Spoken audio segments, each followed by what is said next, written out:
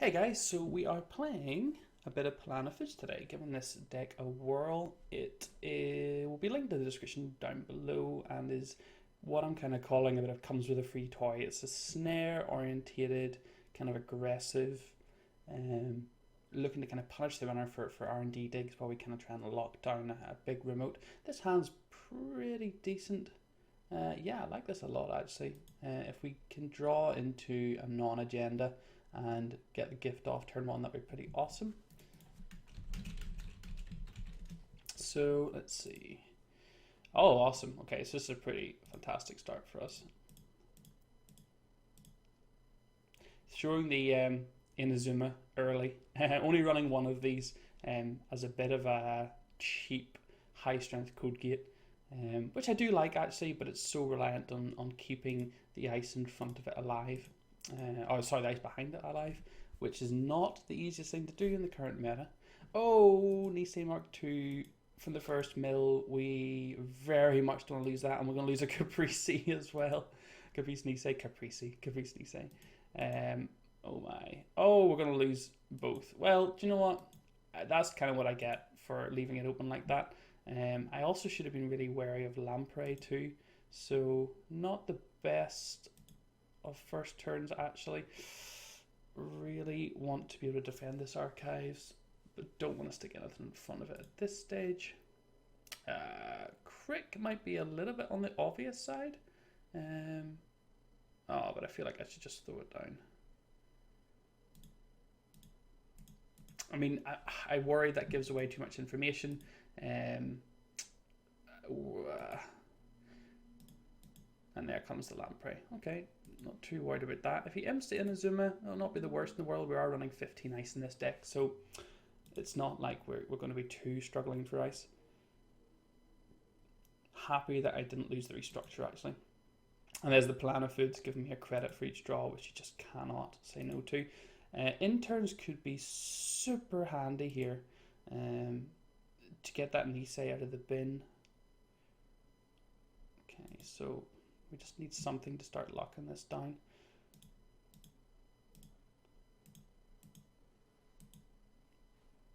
So if we can get an end the run piece of ice, get a remote going, even with swordsman, and then any end the run behind it would be pretty good. We could always look at internsing out the Nisei Mark II. We've still got a Batty and 2 Caprices in the deck as well. So he's milled 3 cards. He's probably thinking about running.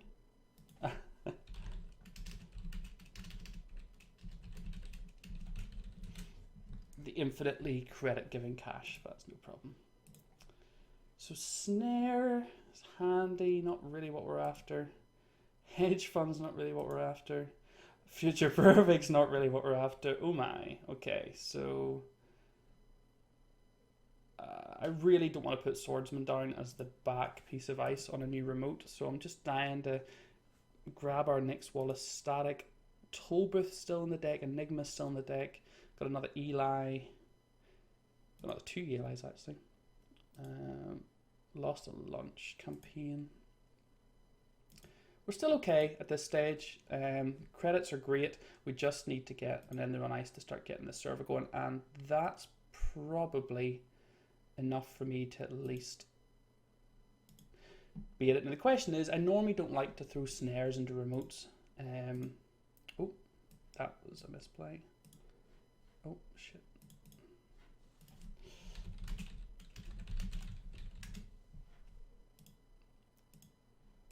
There we go. Oh gee, oh good. So yeah, tempted to throw the snare down. Will he run it? With potentially no way in. Did he mulligan? He did. I can't interns the Nisei this turn, and it's really not.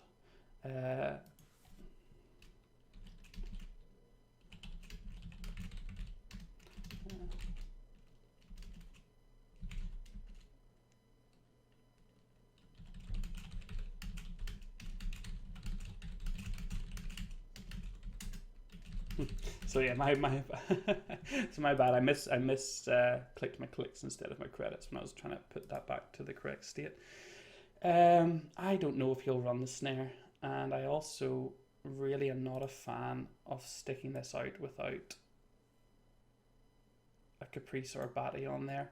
I'm going to draw last click, which I think is a bad play, but that's nice. Okay, so if we can avoid an Archives run this turn, Palana Food's feeding us more money. There's Wildside. Wildside basically means we're going to get a credit every single run or turn, which I am actually pretty good with. We're going to get to put our Jackson out, which is great. Okay. Stick him in a new remote. Draw 2. Another Jackson. Chrysium is always potentially kind of useful in R&D, but in this matchup, I'm not expecting to get a huge amount from it. So we've lost both Baddies. We really need to see one of our 2 Niseis, Caprices even. Do I want to stick out this second Jackson and look for a 6-card return?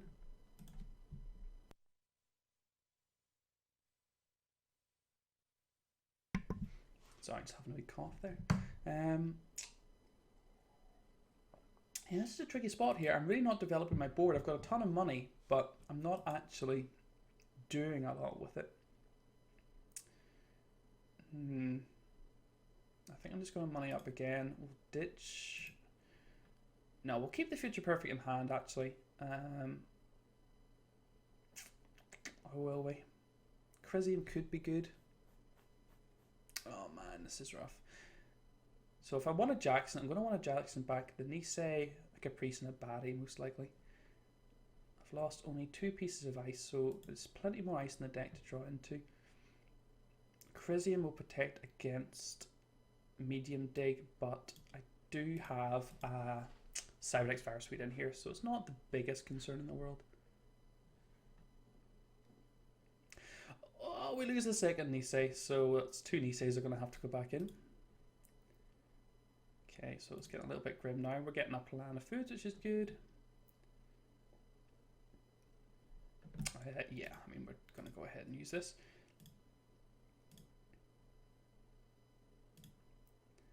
For Nisei, essentially.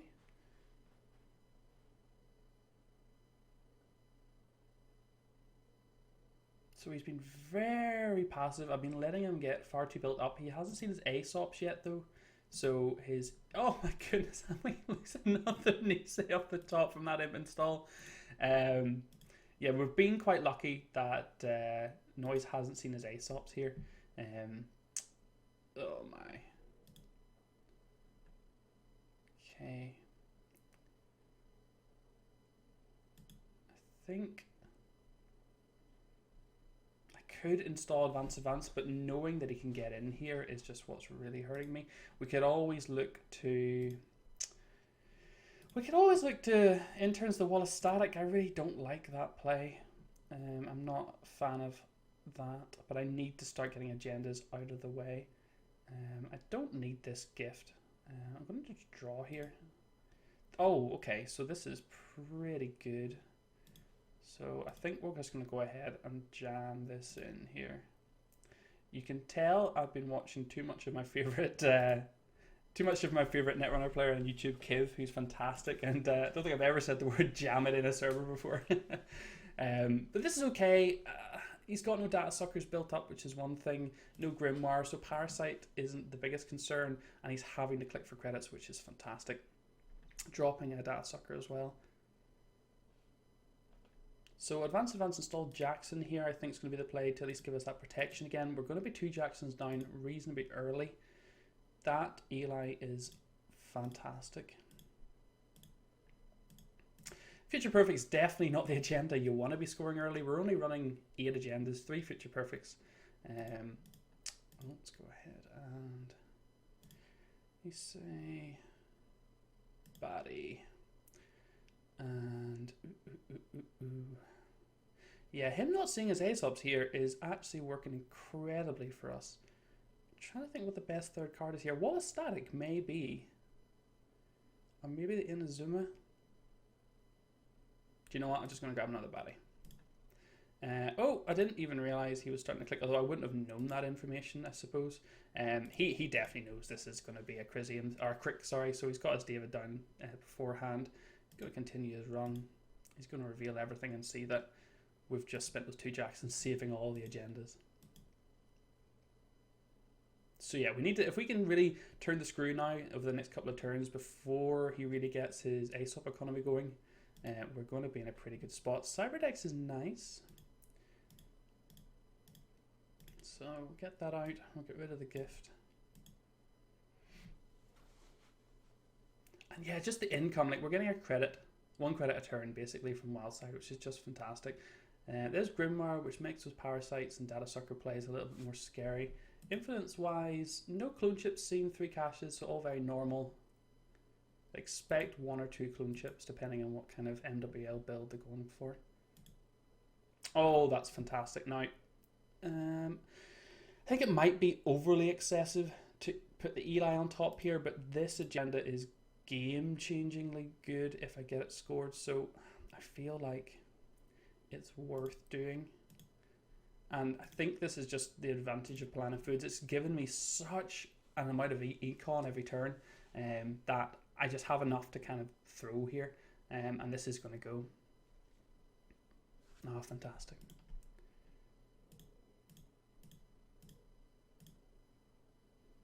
And we're just in a dominating position now.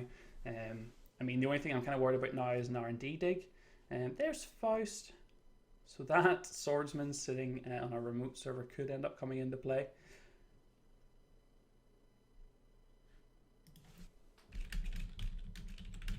I forgot Aesop's, let's just go.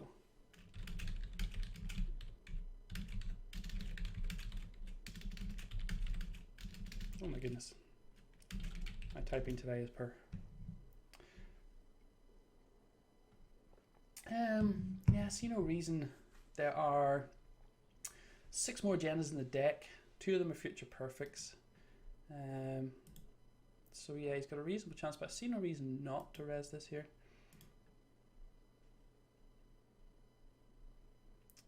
I mean, 3 cards from Faust is pretty good.